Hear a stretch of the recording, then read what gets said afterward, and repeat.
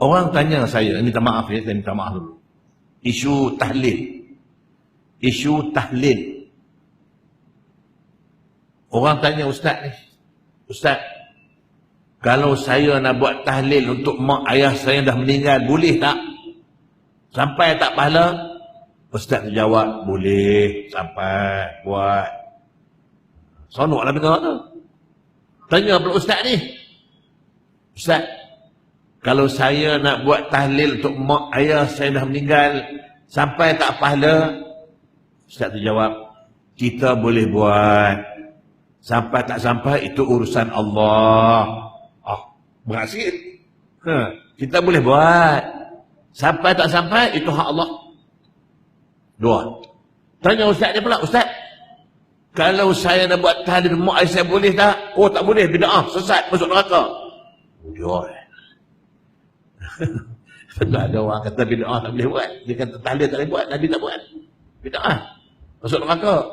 Siapa masuk neraka? Yang buat masuk neraka, yang ditahlil pun masuk neraka juga. Tu dia. Dia tanya saya.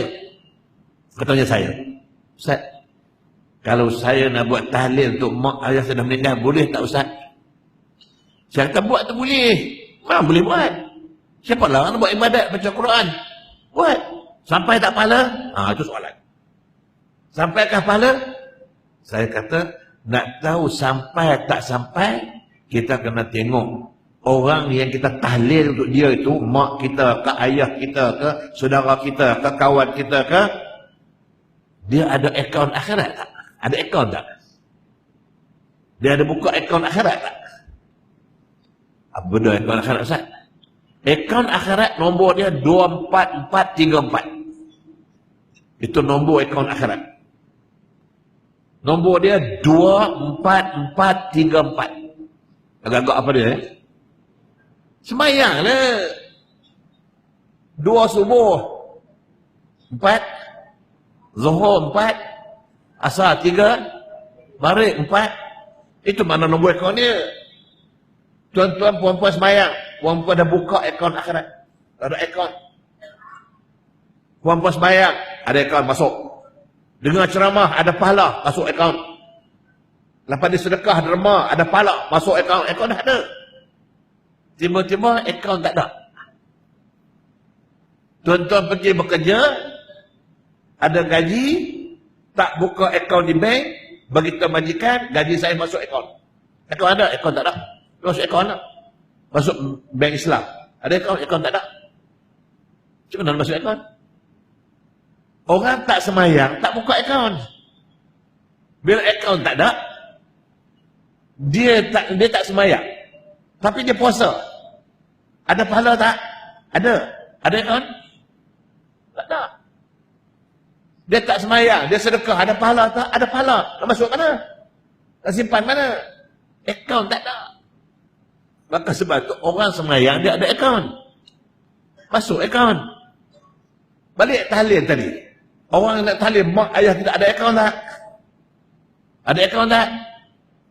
Kalau ada akaun buatlah. Sampailah masuk akaun dia. Ini semayang tak pernah. Sujud sembah Allah tak pernah. Akaun tak ada. Asyik bati buat tahlil. 3 malam turut-turut. Lepas tu malam 7, malam 40, malam 100.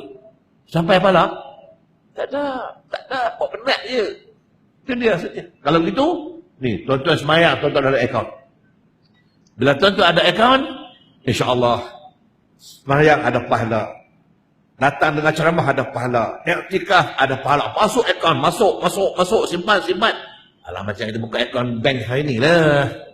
Dapat duit masuk akaun, dapat duit masuk akaun, dapat gaji masuk akaun, dapat duit masuk akaun. Banyak duit ke?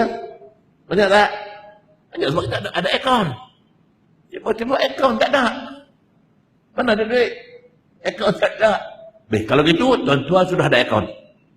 Bila tuan-tuan ada akaun, besok masuk kubur selamat. Ada seperti contoh tadi. InsyaAllah tuan-tuan selamat dalam kubur. Bila selamat dalam kubur, apa kata Nabi?